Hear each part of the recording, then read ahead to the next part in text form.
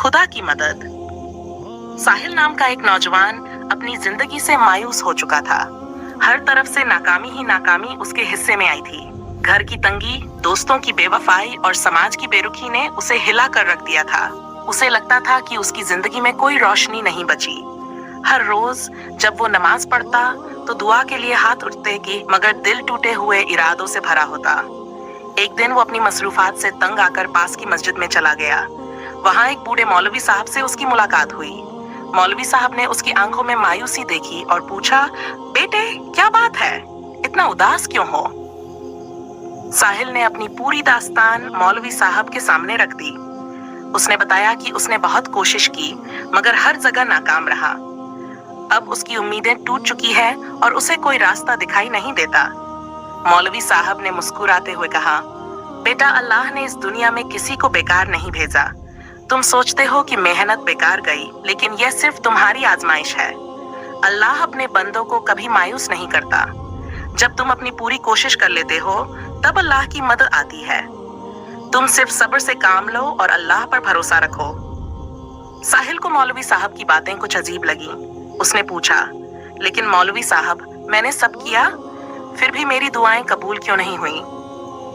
मौलवी साहब ने उसे हजरत मूसा का एक किस्सा सुनाया। जब हजरत मूसा आस्त ने अल्लाह से दरख्वास्त की कि उनका उखड़ा हुआ दिल तसल्ली पाए, तो अल्लाह ने कहा कि पहाड़ की तरफ जाओ और देखो।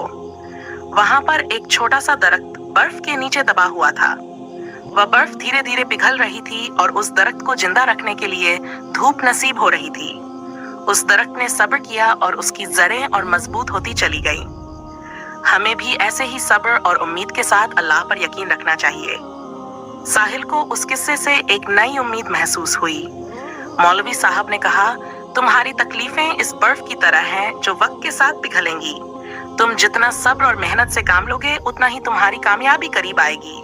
साहिल ने उस दिन अपने अंदर एक नई ताकत महसूस की। उसने फैसला किया कि वो हार नहीं मानेगा और अल्लाह पर पूरा यकीन रखेगा। उसने रोजाना मेहनत शुरू की, नमाज में ज्यादा वक्त गुजारने लगा और हर काम में धैर्य और ईमान को साथ रखा। कुछ महीने बाद अल्लाह की रहमत उसके साथ थी। उसे एक अच्छी नौकरी मिली, घर की तंगी दूर हो गई और दोस्तों ने भी उसकी हिम्मत देखी और उसकी इज्जत करने लगे। साहिल को अब समझ आ गया था कि अल्लाह सब्र करने वालों के साथ होता है और उसका वादा कभी झूठा नहीं होता। जिंदगी में तकलीफें और परेशानियां आती हैं, मगर वो हमेशा नहीं रहती। अगर हम अल्लाह पर भरोसा रखें, सब्र और मेहनत से काम लें, तो यकीनन उसकी रहमत हमारे साथ होगी।